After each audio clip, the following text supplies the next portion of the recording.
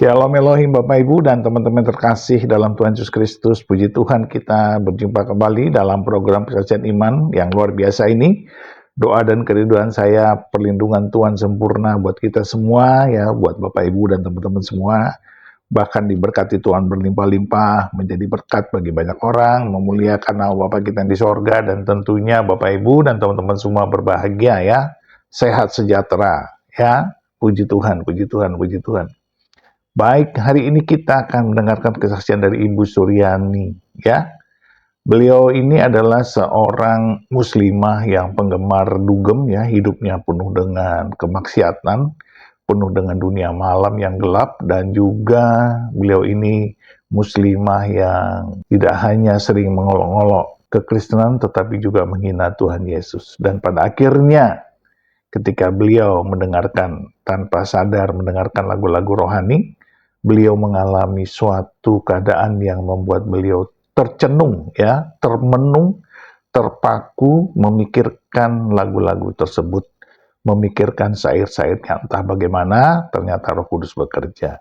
Dan dari situlah awal mula beliau mencari Tuhan, yang akhirnya beliau murtad. Bagaimana kisahnya? Mari kita saksikan bersama-sama. Tuhan memberkati. Shalom. Saya Shalom. Ibu Suryanti, biasa dipanggil Yanti. Saya anak pertama dari 4 bersaudara. Saya keluarga besar Muslim semua. Sejak kecil, saya tidak pernah bermimpi akan ditangkap Tuhan ya. Kenapa tiba-tiba saya bisa menerima Tuhan Yesus? Perjalanannya sungguh panjang. Sejak kecil, sebenarnya saya sudah mendengar siapa nama Yesus.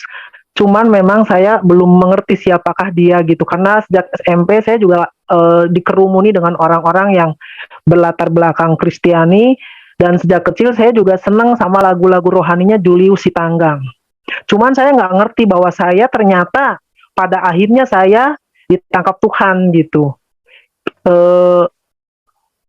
Ketika saya SMP, saya pernah dikasih Alkitab sama teman saya, orang Medan ya.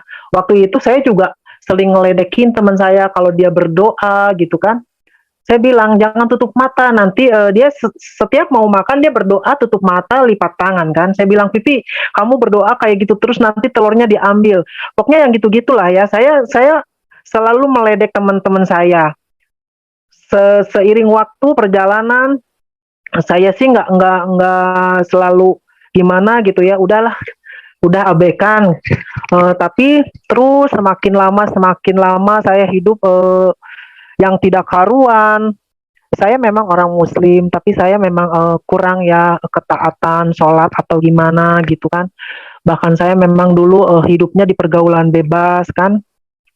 Sejak saya masih gadis, saya hidup di dalam dunia hitam.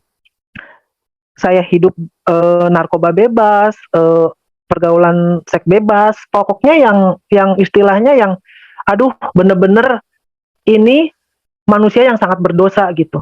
Tetapi di sini saya mau saksikan karya Tuhan, kenapa saya bisa sampai menerima Tuhan gitu ya.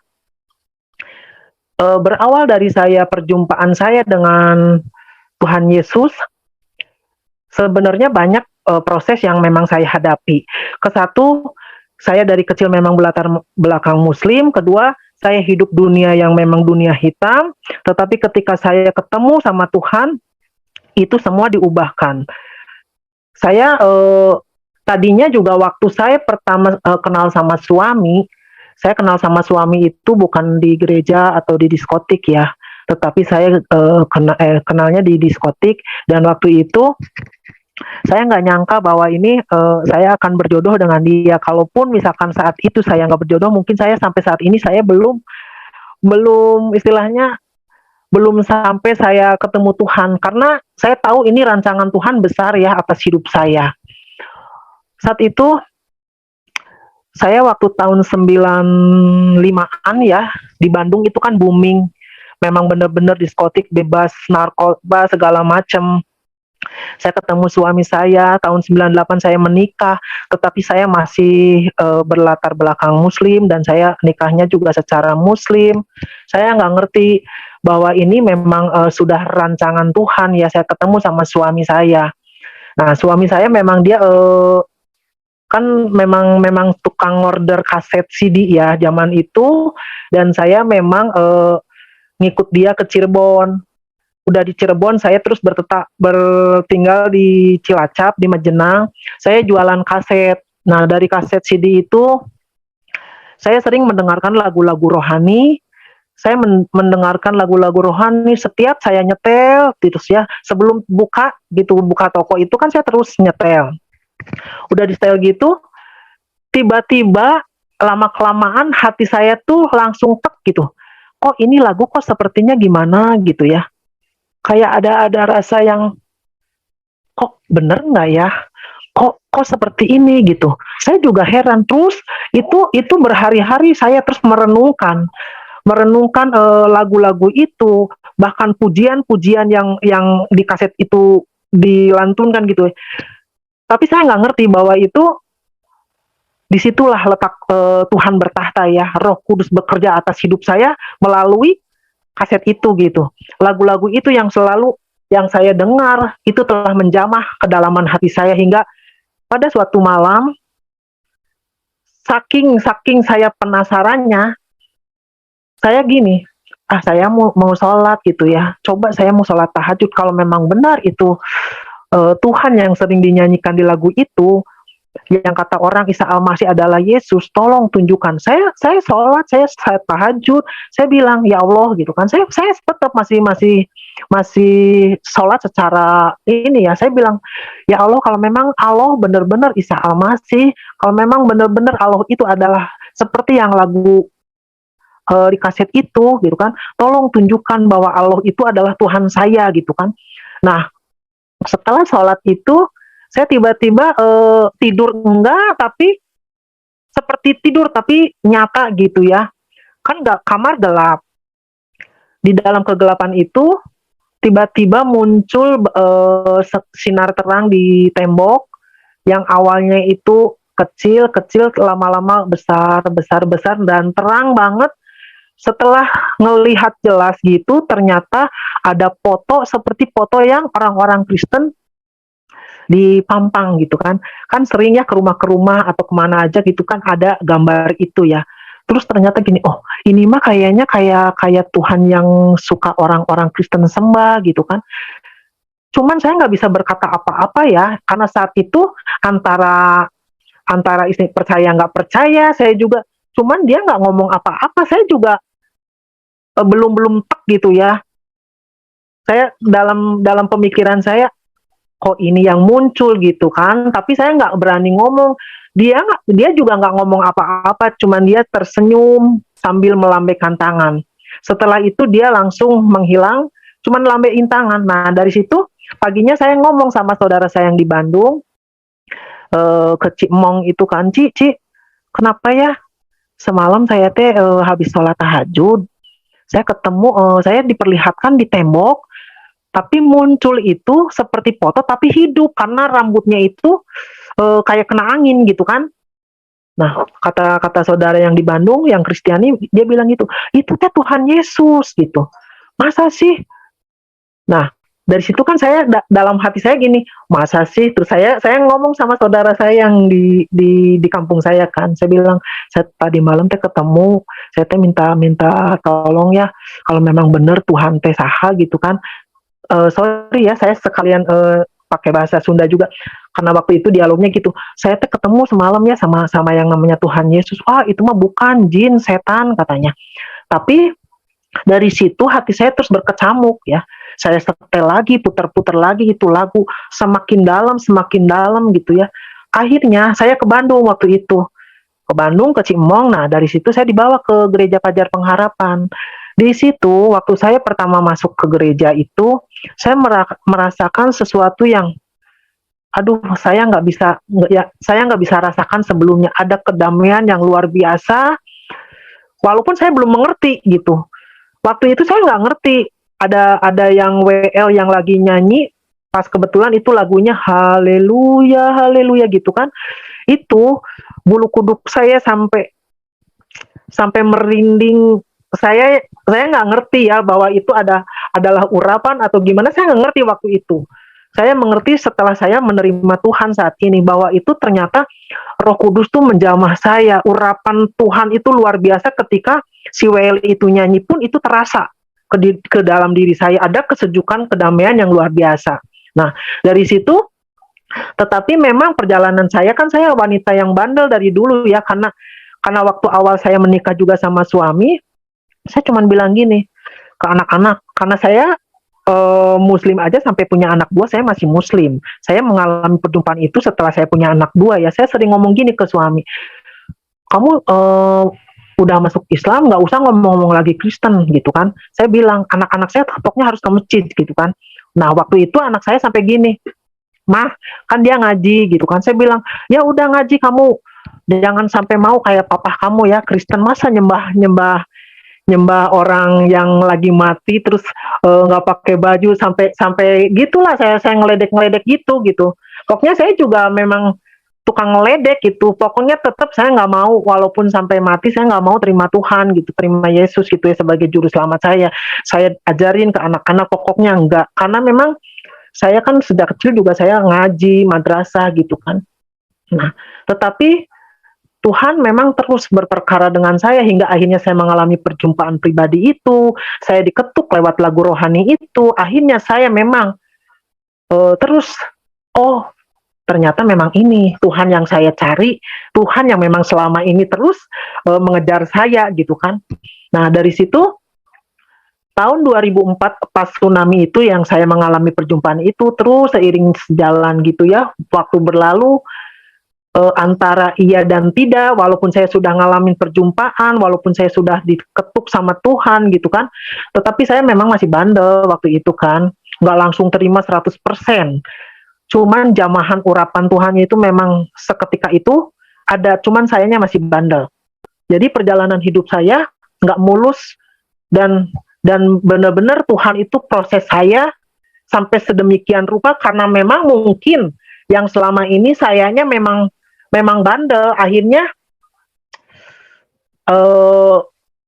sampai saya punya anak dua, sampai akhirnya saya hamil yang ketiga, baru di situ waktu saya terima Tuhan itu, saya nggak langsung, oh ini ya Tuhan, saya udah ngelihat kamu, saya udah ngelihat Tuhan, saya udah ini, langsung saya ini, enggak.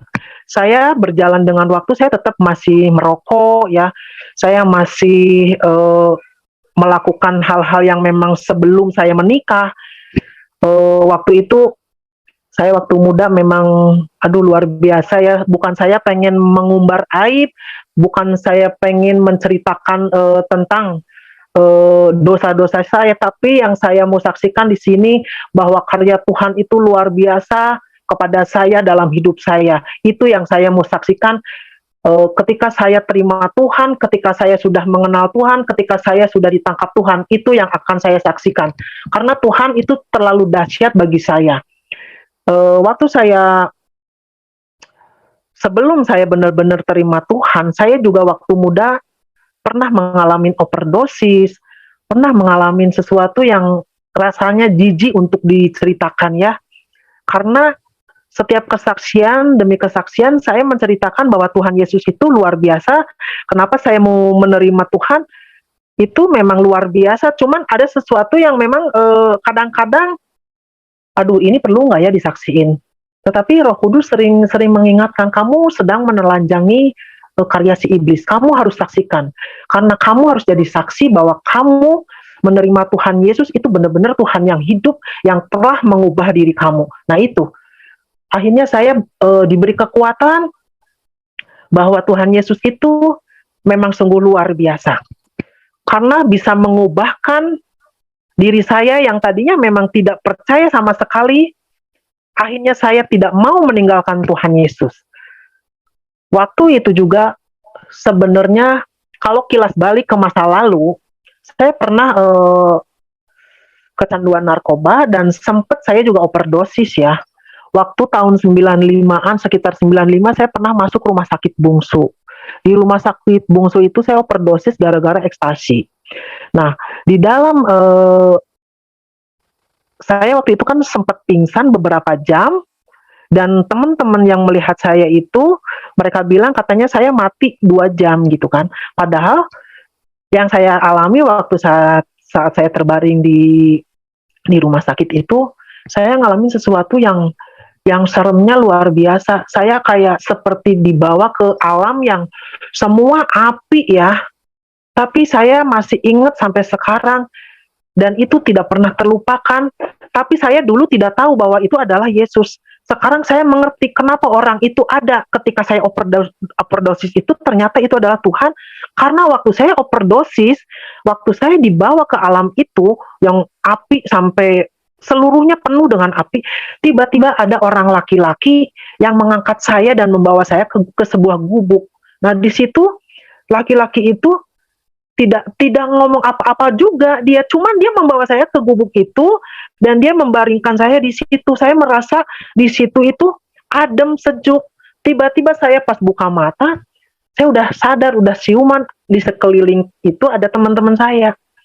Nah, itu saya saksiin karena memang itu nyambung, nyambung ternyata. Bahwa pengalaman saya ketemu Tuhan itu ternyata waktu saya sebelum mempercayai juga, waktu saya di dunia lama juga sebenarnya udah diperlihatkan, cuman saya belum mengerti waktu itu. Mengerti-mengerti sekarang setelah saya terus ada di dalam Tuhan, ternyata Tuhan itu telah mengejar saya jauh dari jauh sebelum saya memang terima ya, waktu overdosis itu. Jadi Tuhan itu sungguh luar biasa. Untuk kedua kalinya saya dipertemukan Tuhan ketika saya tergerak, tersentuh oleh lagu-lagu rohani itu. Udah 2 kali saya ketemu Tuhan, yang satu lewat overdosis, yang satu lewat tahajud. Tetapi itu tidak membuat saya langsung di dalam Tuhannya yang istilahnya enggak. Saya banyak mengalami proses kehidupan. Nah, dari proses kehidupan itulah yang membuat kekuatan saya benar-benar terima Tuhan luar biasa. Ketika saya mengalami itu, puji Tuhan, terima kasih ya, berkat yang luar biasa dari Tuhan, saya mempunyai suami yang luar biasa membentuk saya. Oleh dia saya dibentuk karakter. Ketika saya menerima Tuhan, tadinya saya juga nggak begitu-gitu amat gitu ya. Karena waktu saya sudah terima Tuhan itu, saya udah percaya, saya ke gereja. Yang saya rasakan juga nggak istilahnya nggak pek gitu ke dalam hati ya. Tetapi waktu itu memang saya mempunyai suami yang suka minum dan itu setiap dia minum, sepertinya saya ada dalam bulan-bulanan iblis ya. Saya sering disiksa, anak-anak jadi kepahitan, pokoknya hidup saya itu nggak karuan, udah sayanya amburadul juga gitu kan, suami seperti itu. Tetapi ketika saya terus saya berpikir, Tuhan, kenapa kok saya begini gitu kan? Saya kan padahal udah ngalamin perjumpaan pribadi sama Tuhan, tetapi Tuhan kok tidak seperti yang orang bilang katanya, kamu masuk Kristen tuh enak enggak? Ini begini, ada cemoohan juga dari keluarga.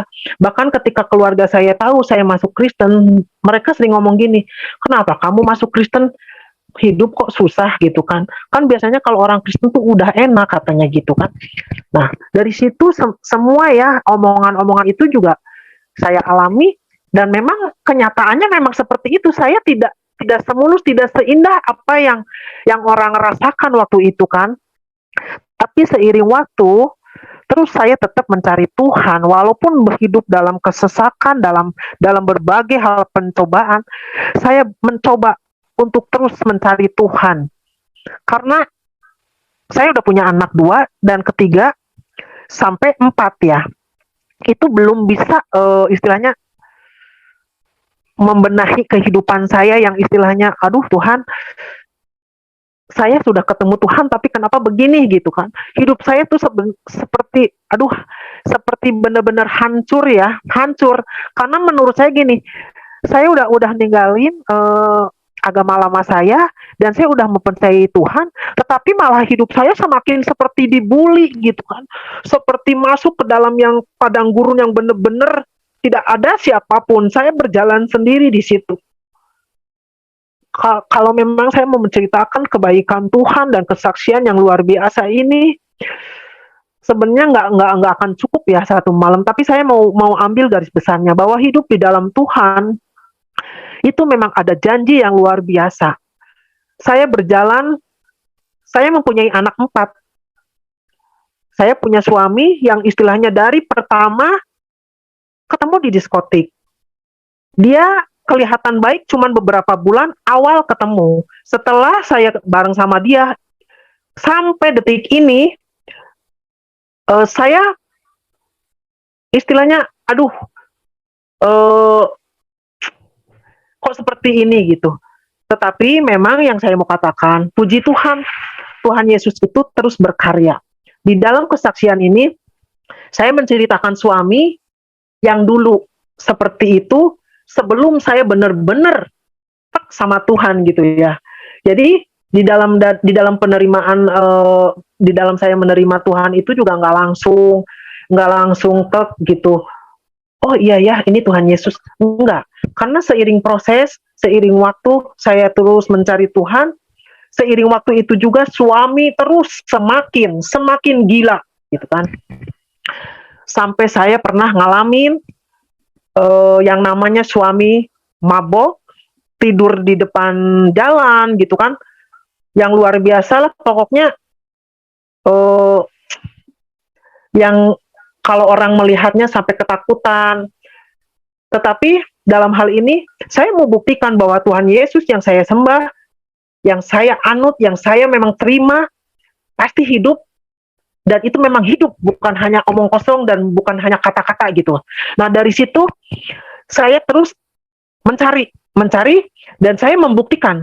Saya harus membuktikan bahwa Yesus yang datang saat itu, yang ketemu menggendong saya waktu di dalam overdosis itu, pasti dia juga sanggup gitu kan. Nah, akhirnya terus berjalan, saya mencari itu dan saya buktikan bahwa Roh Kudus ada. Tuhan Yesus dahsyat itu benar-benar. Hingga waktu malam itu saya membuktikan, saya minta tolong sama Tuhan ketika suami saya muncak itu mabok di depan rumah, tergeletak, saya bilang, Tuhan, Roh Kudus tolong. Kalau memang suami saya dia tidur di situ, dan kalau memang benar-benar Roh Kudus tolong angkat suami saya saat ini juga untuk tidur di kamar. Nah, dari situ tiba-tiba suami saya yang sudah ngorok gitu kan, langsung terangkat, langsung berdiri, langsung dia masuk kamar. Dan itu yang sering saya lakukan setiap malam ketika saya menghadapi suami saya mabuk. Saya cuma berdoa sama Tuhan, saya nggak banyak kata-kata. Tuhan, saat ini saya cuma pengen Tuhan, jangan bangunkan dia sebelum matahari terbit. Karena saya pengen tidur, saya pengen istirahat sama anak-anak. Dan itu sering bertahun-tahun saya lamanya. Walaupun saya sudah terima Tuhan ya. Dan itu terus. Sampai akhirnya Tuhan terus bawa saya terus sama anak-anak. Nah, anak saya yang nomor 2, Kevin, dia yang selalu aktif memang dari kecil. Saya perkenalkan, Kevin, kamu sekolah minggu, Andrew juga sekolah minggu. Saya bawa anak yang 2 ini, yang pertama.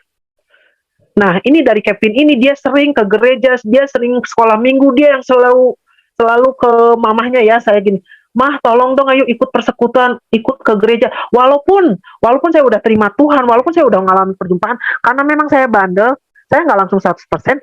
Akhirnya suatu saat anak saya juga dipakai ya untuk menarik saya juga. Saya datang ke persekutuan salah satu hamba Tuhan di Bandung. Saya pernah dijamah Tuhan juga di situ. Saya menangis dari awal datang sampai saya pulang.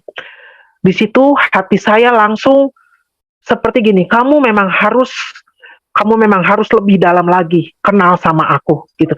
Jadi Tuhan tuh seperti ngomong, kamu itu harus benar-benar cari Tuhan, cari aku. Ini aku udah datang sama kamu beberapa kali tapi kamu masih bandel gitu kan. Jadi waktu itu akhirnya saya setiap pagi saya ikut doa pagi ya. Saya bangun jam 5, saya ikut ke persekutuan doa pagi di salah satu persekutuan itu. Tapi sebelum doa pagi juga saya masih seperti wanita yang lama yang hidup bebas gitu. Saya merokok dulu, biasa ngopi dulu gitu kan.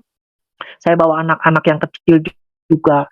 Nah, di situ saya setiap pagi pujian penyembahan, saya melakukan pujian penyembahan gitu ya. Saya menyanyikan lagu-lagu pujian yang saya dengar di kaset juga. Akhirnya dari situ terus ya, hingga akhirnya tahun 2010 saya minta diri dibaptis.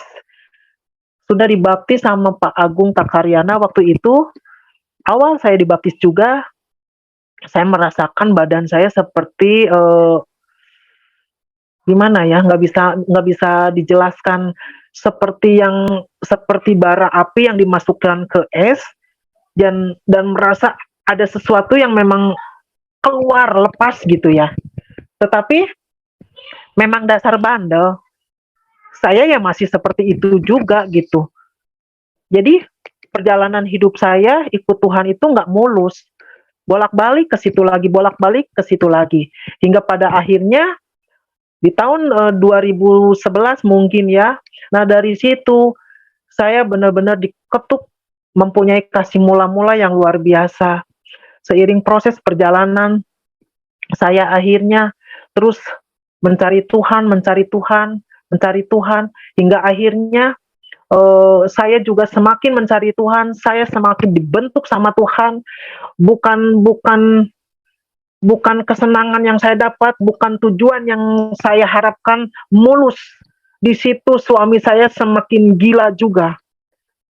Suami saya mabuknya lebih parah. Setiap malam dia datang gedor pintu, barang di dapur langsung diberantakin sampai pokoknya udah benar-benar secara manusia saya sudah nggak sanggup, karena di dalam perjalanan proses itu saya pernah ninggalin anak-anak juga saking nggak kuatnya, himpitan ekonomi, suami mabuk, keadaan mertua seperti itu, tidak ada satupun yang bisa menyelesaikan masalah kehidupan saya. Tapi di situ terus antara saya percaya sama Tuhan, antara saya menyesal harus balik lagi, antara saya bingung, antara segala macam saya rasakan. Hingga titik itu saya sempat ya, Tuhan, kalau kayak gini, saya sempat mau minum racun loh. Saya sampai ngomong sama anak-anak, yuk kita minum racun aja, nanti mama duluan. Saya ingat ngajakin, cuman anak-anak bilang, anak saya yang itu Kevin bilang, jangan mah, kita kan katanya udah percaya Tuhan. Ya tapi di saat percaya Tuhan, di sisi lain papa kamu kenapa semakin menjadi kan. Jadi dulu anak saya yang sering menguatkan, anak saya yang sering menguatkan saya untuk terus ikut sama Tuhan. Nah sampai akhirnya saya memang terus dibentuk. Tapi satu waktu saya juga seperti memakai kekuatan sendiri, karena waktu suami saya mabuk, pernah saya masukin ke kantor polisi. Karena saya udah buntu ya, udah capek hidup seperti itu. Anak 4 hari gini, suami nggak kerja kadang dapat uang, kadang enggak, tetapi mabok bisa. Kalau nggak terselesaikan masalahnya, dia sering mukul, sering menyiksa saya kan.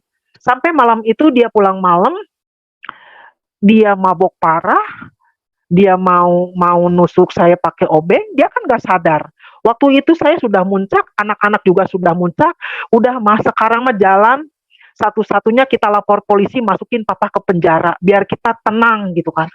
Waktu malam itu saya lapor polisi Andir, dan tiba-tiba memang kepolisian datang, suami saya lagi, padahal memang suami saya udah tidur, tetapi karena memang kita nggak tenang, ketentraman kita sudah tergoncang setiap malam ya. Polisi langsung ambil dia ke Andir, langsung dia dibawa ke Polrestabes Jalan Jawa. Di situ saya hidup dengan anak 4, nggak punya pekerjaan sama sekali. Tetapi di dalam Tuhan juga saya masih yang belum benar-benar, oh ikut Tuhan tuh seperti ini belum. Saya masih dalam proses yang memang terus membentuk saya. Suami saya masuk ke penjara, saya hidup sama anak, di situ saya kebingungan, harus apa. Tetapi ada satu hamba Tuhan yang bilang sama saya, kamu jangan takut, burung di udara aja yang tidak punya apa-apa Tuhan pelihara. Nah dari situ saya juga ngeledek, iya lu bisa ngomong kayak gitu karena lu sudah mapan. Saat ini sekarang saya punya anak 4, saya nggak punya kerja, nggak punya, ya nggak mungkin lah saya mau istilahnya bisa makan begini. Tetapi memang waktu itu saya udah ngomong kayak gitu, sampai saya merasa kecewa juga sama hamba Tuhan itu. Ah, sampai anak saya bilang gini, "Itu mama hamba Tuhan buat menghibur diri aja," gitu kan. "Iya, udahlah biarin, udah yang penting mah pokoknya mah kita mah sekarang udah bebas, si papa udah ke sana," gitu kan. "Tinggal sekarang mama mau usaha apa," gitu kan. Nah, di dalam perjalanan itu, waktu saya ngalamin, waktu itu saya nggak punya beras, nggak punya apa-apa, tiba-tiba Tuhan datang. Tuhan datang melalui orang. Orang itu yang istilahnya nggak kenal, istilahnya nggak tahu siapa dia gitu kan, tiba-tiba datang memberi beras sekarung buat anak-anak makan. Dan ada satu hamba Tuhan lagi yang memang memberikan pertolongan kepada saya untuk berjualan. Waktu itu saya jualan es jus ya. Antara antara saya di sisi lain saya merasa senang, di sisi lain saya juga berat untuk menghidupi anak-anak. Tetapi roh yang di dalam diri saya ini, kenapa walaupun saya mulut sering bersungut-sungut, eee, patah kecewa, patah hati juga iya, tetapi ada dorongan yang luar biasa untuk saya terus, "Kamu harus datang ke Tuhan, kamu harus datang ke persekutuan, kamu harus datang cari Tuhan." Nah itu yang terus berkecamuk berkecamuk terus terus, berlawanan dengan kekuatan daging saya ya. Sampai terus saya bawa anak-anak terus, setiap malam, setiap apa saya berdoa, bangun tidur, berdoa persekutuan mana aja saya datang, ke gereja kita datang walaupun, kita naik angkot karena dulu waktu hidup yang istilahnya benar-benar sesat. Hingga akhirnya setelah, suami saya di Jalan Jawa itu sampai puncak untuk putusan ini lanjut atau tidak, gitu kan. Secara daging itu memang kita harus, memutuskan bahwa itu saya bilang ke anak-anak, "Ini gimana sih papa mau lanjut atau enggak?" Anak saya gini, "Udah lanjut mah, percuma, nggak usah gini, mama nanti jangan lagi gini gini gini," gitu. Tetapi ketika itu, waktu saya di dalam Polwitabes itu, Tuhan tuh Roh Kudus tuh seperti ngetuk saya juga. "Ini bukan yang saya mau," kata Tuhan seperti ngomong gitu ke saya. "Aku nggak mau kamu seperti itu. Aku mau hatimu benar-benar tunduk di bawah kakiku." Nah dari situ langsung saya langsung ini, kenapa ya? Kok Tuhan ngomong gini lagi? Apa gitu kan? Akhirnya gini, saya langsung berbalik. Saya bilang sama anak, "Vin, Andrew, papa ini harus dikeluarin." Si mama mah, kenapa sih? Mama nanti begini lagi, nanti begitu lagi. Pokoknya bla bla bla bla bla. Enggak. Tuhan tuh ngomong sama mama, Tuhan itu bukan bukan mau yang seperti ini. Tuhan tuh mau hati mama ikut Tuhannya bener, jangan seperti ini. Ya udah, kalau mama udah kayak gitu liatin aja. Nah, Kevin sering meledek, si Kevin ini ngeledekin, lihat aja kelanjutannya. Tetapi di balik itu terus saya bilang, enggak, pokoknya papa keluarin. Akhirnya dengan kesepakatan yang memang anak saya juga kurang nerima, tapi saya yakin Tuhan punya rencana dan Tuhan selalu mendatangkan kebaikan apapun ya. Akhirnya saya membebaskan suami saya tanpa syarat apapun. Dan itu benar-benar karya Tuhan ya, bukan kekuatan saya untuk memasukkan dan mengeluarkan suami saya ke jalan Jawa. Karena waktu saya memasukkan suami dan mengeluarkan juga ada salah satu wanita, dia adalah guru, dia memasukkan suaminya dan ingin mengeluarkan, tetapi dia tidak bisa karena dia harus membayar, waktu itu kalau nggak salah dia harus bayar 7 juta. Sedangkan saya istilahnya bisa semudah itu memasukkan suami saya dan mengeluarkannya tanpa syarat apapun. Nah itu yang saya saksikan, saya juga bilang sama anak saya bilang, "Ini bukan kehendak mama, ini kehendak Tuhan yang harus kita terima dan ini adalah proses Tuhan. Maunya Tuhan itu mama ikut Tuhan, benar-benar sujud di bawah kaki Tuhan. Bukan dengan kekuatan secara manusia kita harus terbebas dari papa. Bukan, no," kata saya gitu. Akhirnya suami saya bebas. Nah, tapi setelah bebas, benar juga apa yang dibilang sama anak saya. Suami saya gila lagi. Dari situ, dia lebih gila karena dia dendam. Dia dendam, sudah dimasukin. Setiap malam saya juga terus. Dia semakin gila, dia pulang dari cari uang. Dia rambut saya dijamak yang pokoknya saya sampai mau mau di ya istilahnya mau dicekek pakai tali gitu ya, udah di dibekam ke bantal segala macam. Saya sudah tahan banting, saya udah nggak bisa nangis lagi, saya nggak bisa merasakan apa-apa lagi. Saya cuma bilang sama Tuhan, Tuhan, kalau memang Tuhan sudah pilih saya, Tuhan pasti menguatkan saya. Apapun yang terjadi, saya bilang gitu. Saya terus berdoa sama Tuhan, terus berdoa sama Tuhan. Di dalam kepahitan ini, anak-anak saya yang pertama juga mengalami kepahitan karena dia juga melihat mamanya ya, melihat sering mereka menyaksikan saya ketika saya disiksa, ketika saya diludahin, ketika saya pokoknya yang luar biasa dari suami saya. Tetapi ketika saya sadar saat ini, ketika saya sudah mengalami perjumpaan pribadi yang luar biasa, yang benar-benar masuk sampai kedalaman hati saya baru sadar, saya baru tahu, oh Tuhan, terima kasih. Inilah Engkau yang membentuk aku melalui suami saya. Aku dibentuk olehmu, Bapak. Itulah yang menguatkan saya sampai detik ini. Saya tidak putus asa, saudara. Saya terus berjuang di dalam Tuhan, di dalam gereja, di dalam persekutuan. Terus saya tidak ada hentinya. Tidak ada hentinya, tidak ada angin, tidak ada badai, tidak ada topan. Saya terus datang mencari Tuhan. Walaupun di sisi lain, saya mengalami juga sesaknya, beratnya, kepahitan, kecewa. Dan itu seiring terus di dalam Tuhan, saya berjalan di antara dua rasa itu kan. Sampai terus.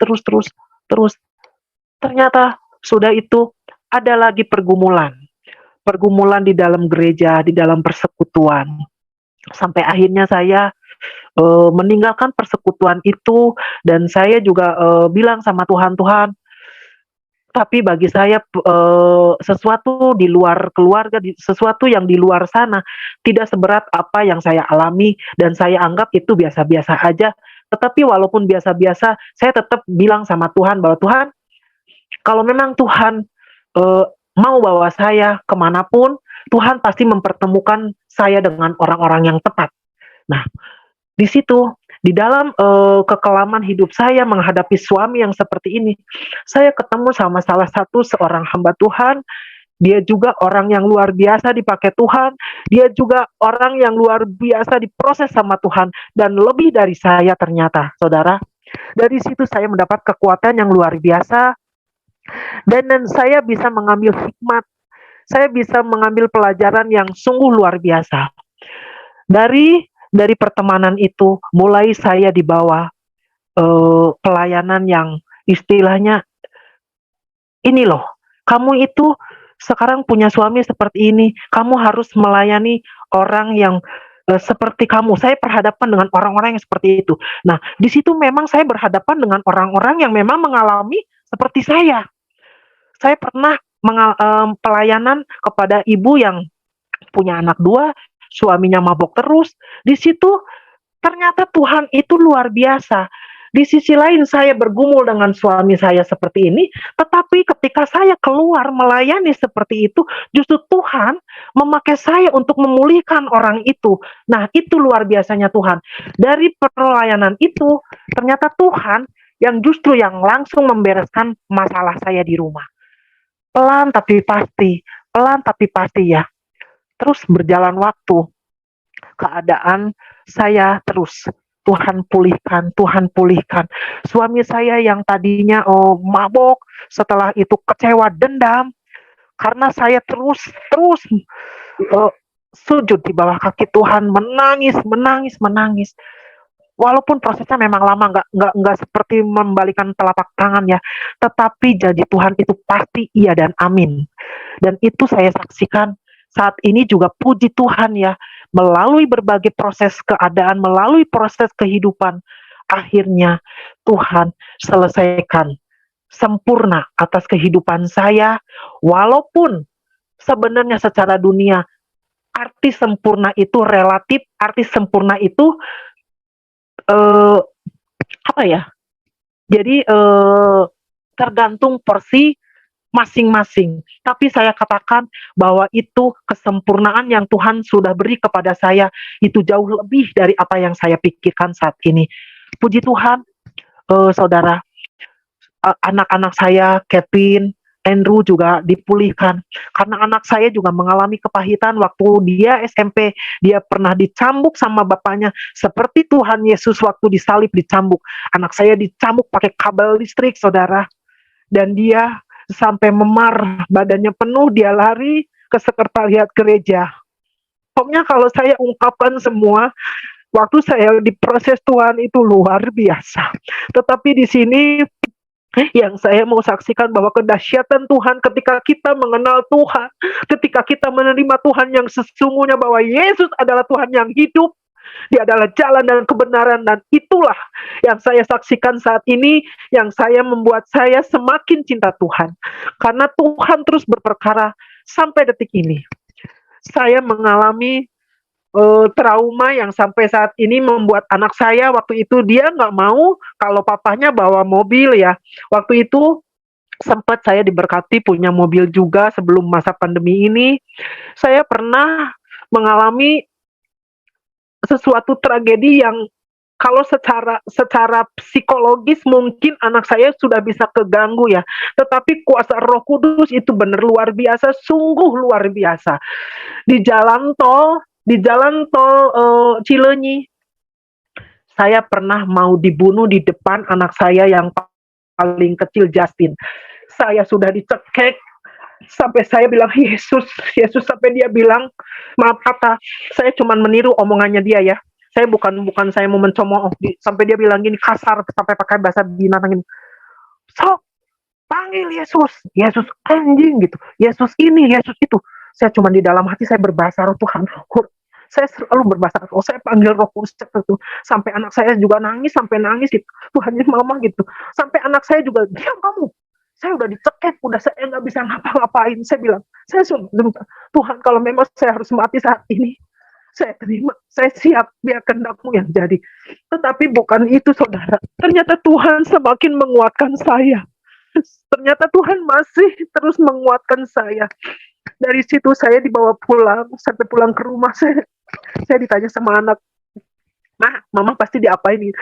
Saya cuma bilang sama anak, enggak, Mama biasa-biasa aja, Mama enggak apa-apa. Tapi anak saya ini yang kecil, dia yang cerita ke anak-anak. Dia bilang, si Mama tadi mau dibunuh, si Mama tadi dicekek sama Mama ini.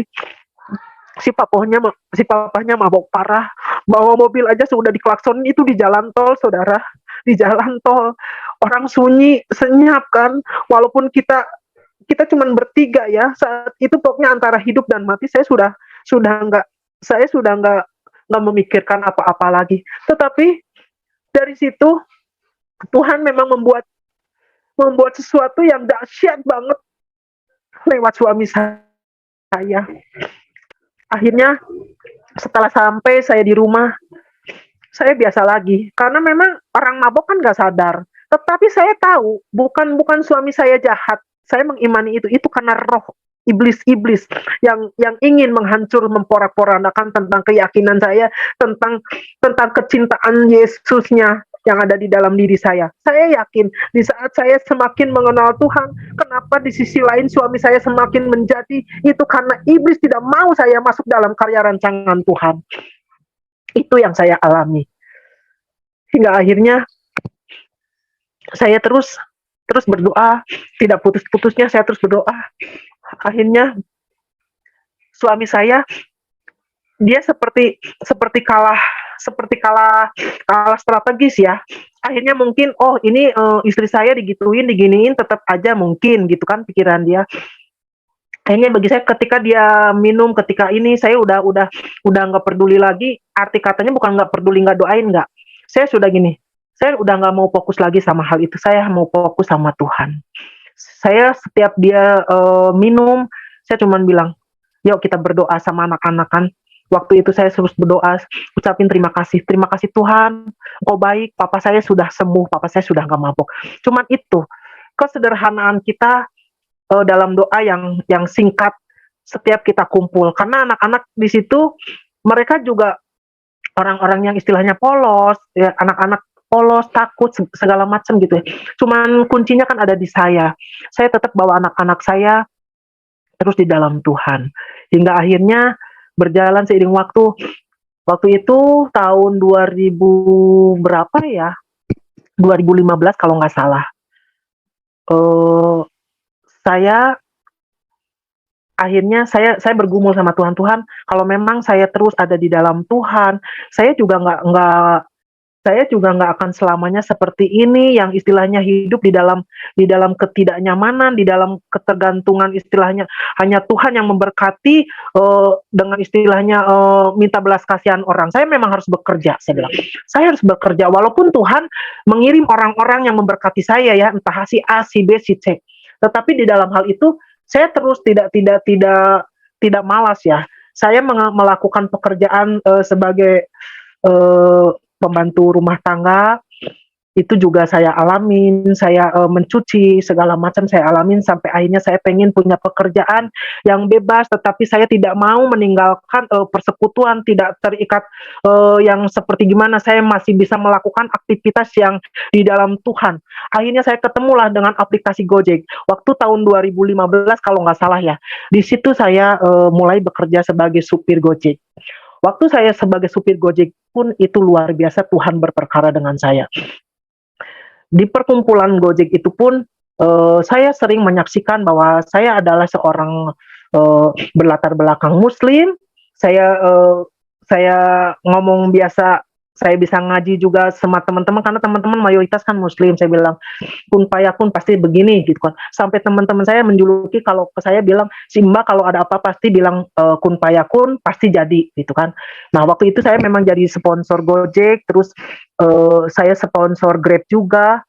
Orang-orang ngelamar Grab aja harus berdesak-desakan sampai antri, tetapi Tuhan yang mempertemukan saya tanpa harus apa ini itu, saya ada di barisan Grab waktu pertama di Bandung ya.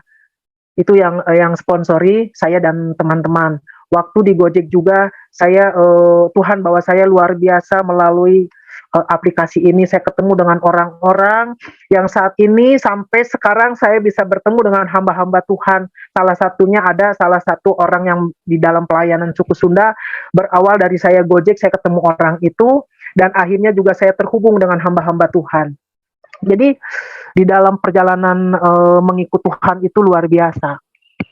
Waktu saya Gojek juga saya pernah ngalamin ditabrak motor terpental dari gedung di Jalan Asia Afrika ya. Waktu saya bawa customer dari BCA, saya mau belok, saya ditabrak dari belakang. Ada 5 meter saya terpental, sarung tangan saya sobek, tapi tangan saya utuh dan tidak ada satupun luka di badan saya. Tetapi orang yang menabrak saya justru yang babak belur. Di situ karya Tuhan luar biasa juga. Waktu itu karena saya sering bawa kemana-mana, saya pasti bawa anggur ya. Karena saya sudah istilahnya udah masuk dalam proses, udah terima Tuhan dan udah mengalami kasih mula-mula dan saya udah melayani Tuhan dan saya udah dibawa masuk lebih dalam sama Tuhan. Saya sering keluar malam dan saya berperang di jalanan, selalu saya bawa anggur darah itu. Nah, waktu si customer saya pingsan, dia pingsan di depan di kerumunan orang, saya langsung keluarin itu anggur.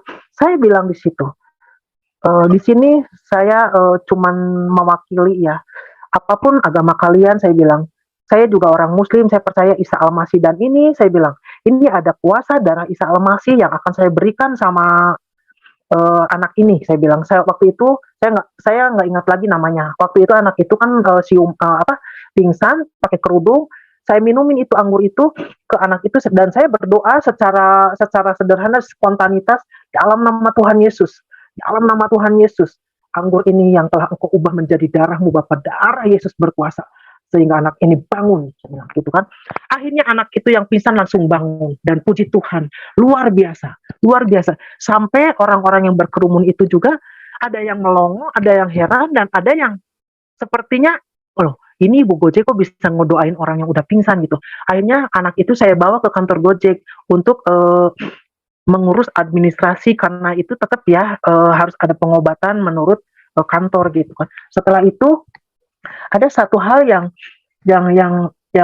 istilahnya gini, kita ingat ya peperangan kita bukan melawan darah dan daging, itu benar. Jadi dari situ setelah saya beres ke rumah, saya tidak ngapa-ngapain kan, badan saya nggak ada yang luka, tetapi ada sesuatu yang berbeda. Ada sesuatu seperti ada yang masuk ke dalam diri saya dan itu saya rasakan.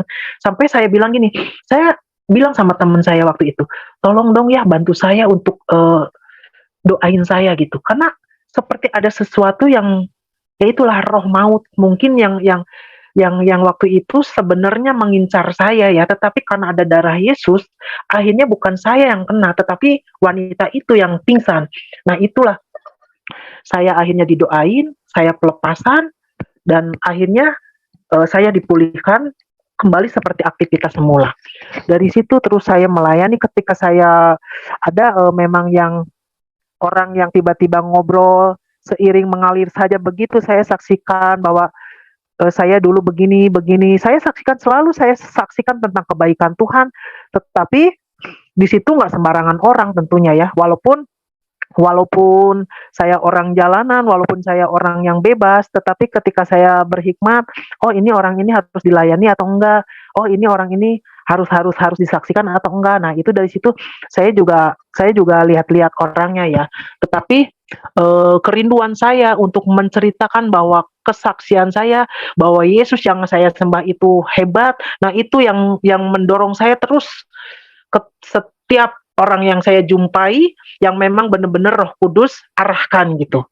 Dari situ perjalanan saya terus nggak henti, nggak putus. Saya selalu berdoa dan saya sudah tidak berfokus lagi bahwa suami saya harus bertobat atau tidak, atau suami saya harus begini, enggak. Saya terus fokus kepada panggilan saya. Saya bekerja sebagai Gojek. Nah, waktu saat saya Gojek juga, suami saya ngalamin juga satu kecelakaan. Dia habis mabok juga.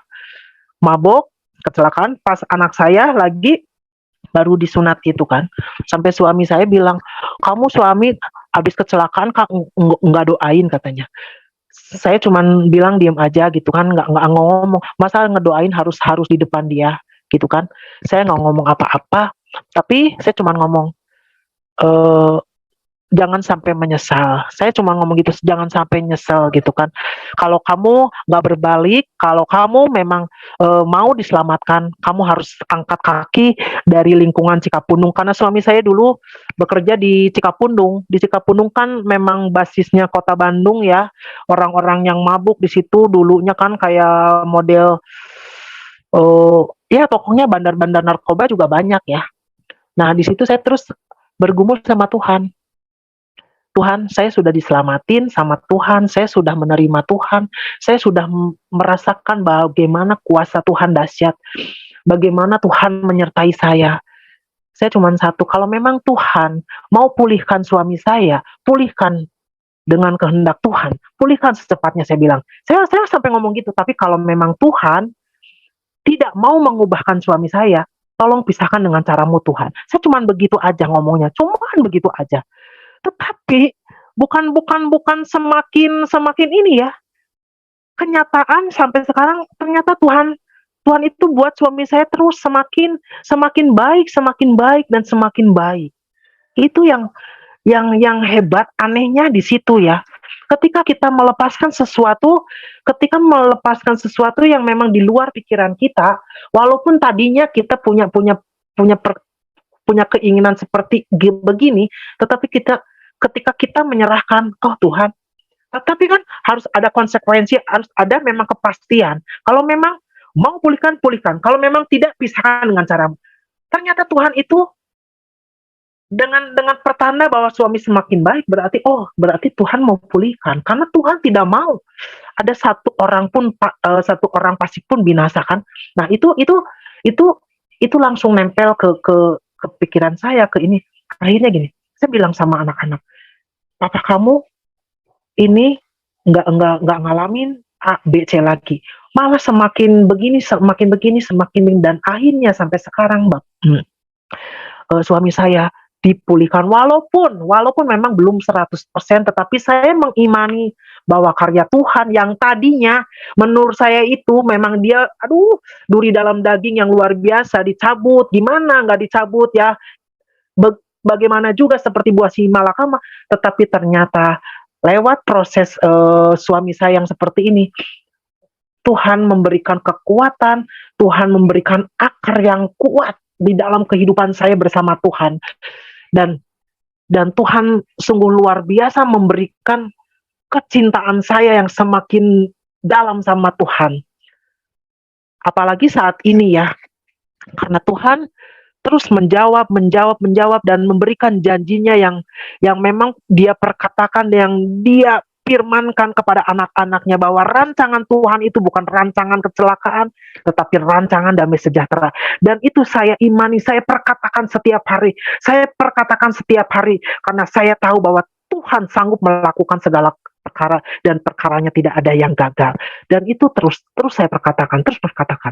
Karena kejadian demi kejadian sampai saya pindah dari rumah mertua, ada sesuatu yang memang di sini juga Tuhan beracara. Di dalam setiap pergerakan hidup saya, itu Tuhan beracara. Tuhan luar biasa. Tuhan benar-benar luar biasa. Kepindahan saya dari rumah mertua pun itu membawa berkat yang luar biasa. Walaupun di balik di sisi lainnya, sebenarnya tidak perlu saya menceritakan sesuatu yang memang, tetapi di sini iblis yang memang terus mengejar bahwa anak-anaknya itu tidak boleh masuk dalam karya rancangan. Tetapi ketika kita tahu bahwa Tuhan telah memilih dan membentuk kita sebelum dunia diciptakan, kita nggak akan tergoncangkan walaupun iblis mau mereka-reka gimana pun, enggak. Dan itu saya rasakan sungguh-sungguh benar-benar ya. Iblis itu nggak henti-hentinya mengejar saya. Sampai dari keluarga suami begini, kita diusir dari keluarga suami, kita tidak punya rumah, kita ngontrak, dan akhirnya kita mempunyai rumah walaupun kecil, tapi Tuhan ada di dalam setiap kehidupan saya saat ini. Dan ini juga kita mempunyai rumah seperti ini juga itu karena Tuhan, bukan kekuatan saya. Saya tidak punya apa-apa. Saya tidak mempunyai pekerjaan yang istilahnya seperti orang dunia gimana ya, bukan. Saya hidup hanya dari iman. Tidak berhenti dari situ, hingga akhirnya dari pengalaman Gojek itu, suami saya juga saya tarik sebagai Gojek driver.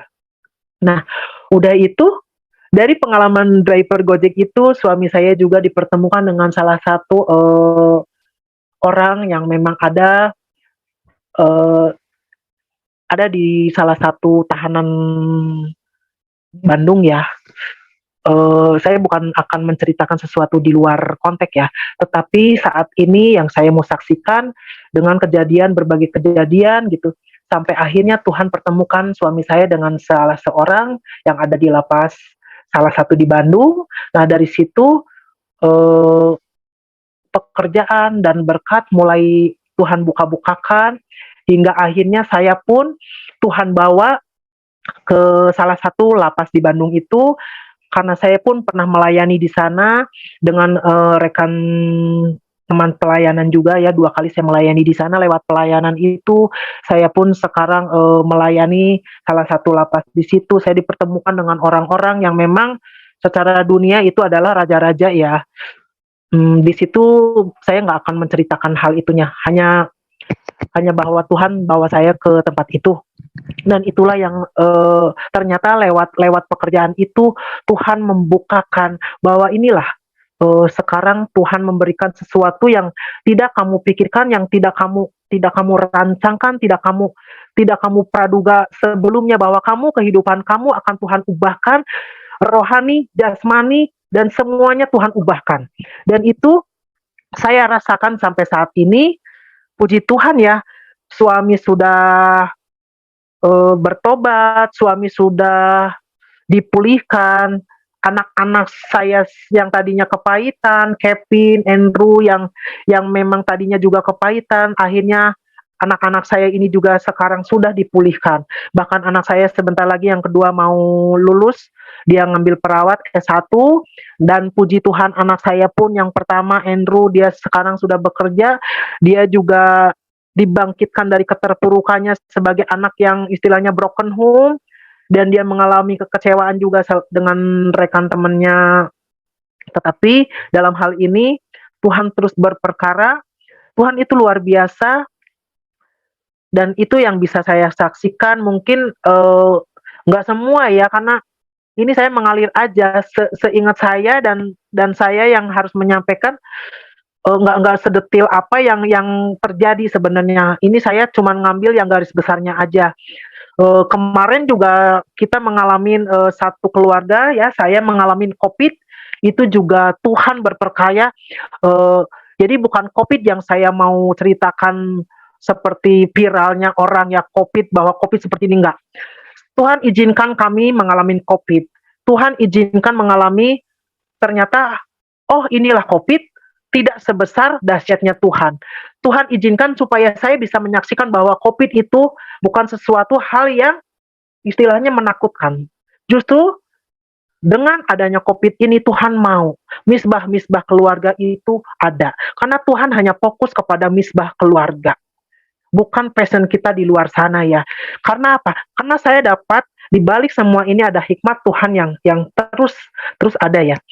COVID ini hanya bisa dilawan dengan keunitian doa kita. Kalau masalah vitamin, obat, segala macam, itu orang bisa beli. Tetapi keselamatan tidak ada di dalam Tuhan ya. Hanya di dalam Tuhan Yesus aja. Dan itu harus kita buktikan bahwa kita harus bangun keintiman. Kita harus buka. Kita harus buka tahtanya untuk tahta Tuhan bersemayam. Dan kita harus benar-benar menyerahkan hidup kita di akhir-akhir ini, bahwa hari-hari yang semakin jahat. Karena tanpa keunitian, tanpa misbah doa, tanpa keintiman kita pribadi dengan Tuhan, Tuhan mustahil, sungguh mustahil. Karena waktu COVID kemarin itu saya juga ngalamin perjumpaan pribadi ya, luar biasa. Mungkin kalau saya tidak istilahnya tidak, karena di dalam COVID kemarin juga, waktu 3 hari 3 malam saya mengalaminya sesuatu yang itu muncaknya itu, saya berdoa setengah 2 malam. Saya waktu tidur juga, saya dibawa sama Tuhan seperti mau masuk ke dalam ruangan cahaya yang hanya bisa masuk badan saya aja. Tetapi di dalam perjalanan itu seperti saya melihat anak saya manggil saya gitu kan. Padahal Tuhan itu udah bawa saya ya, udah bawa saya untuk naik ke situ, ke ruangan itu. Tetapi di dalam perjalanan itu, anak saya manggil, anak saya yang nomor 1, Andrew. Yang waktu itu, Andrew itu melayang-layang di luar sama pergaulan bebasnya gini. Mah, gitu kan. Nah dari situ, akhirnya saya ngobrol dengan Tuhan.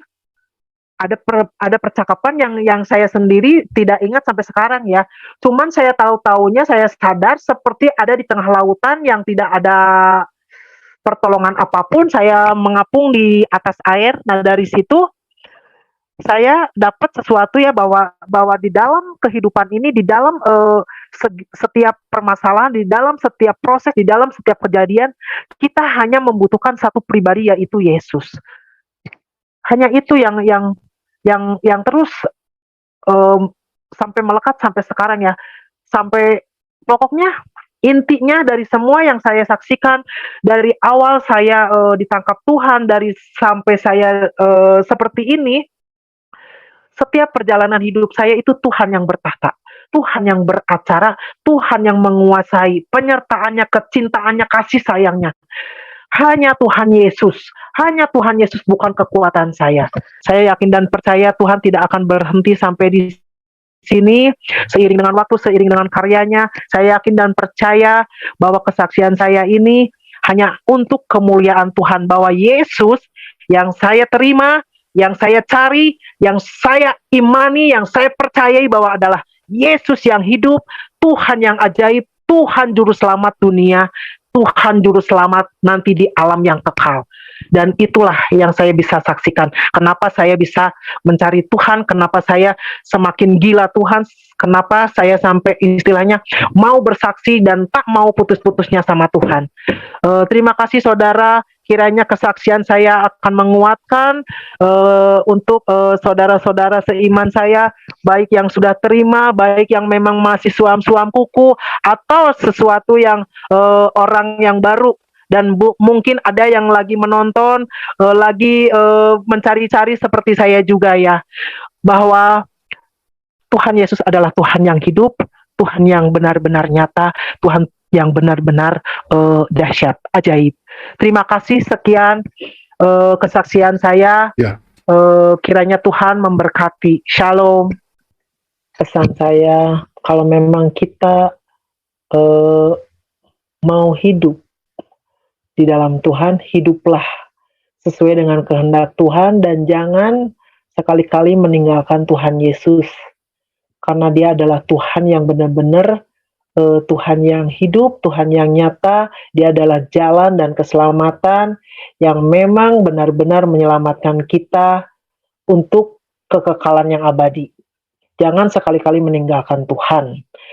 Bagi siapapun yang sudah meninggalkan atau suam-suam kuku, cepatlah bertobat dan terima Tuhan Yesus sepenuhnya. Jangan main-main sama Tuhan, karena Tuhan itu benar-benar hidup ya, benar-benar ada. Itu aja. Puji Tuhan, puji Tuhan, puji Tuhan, puji Tuhan.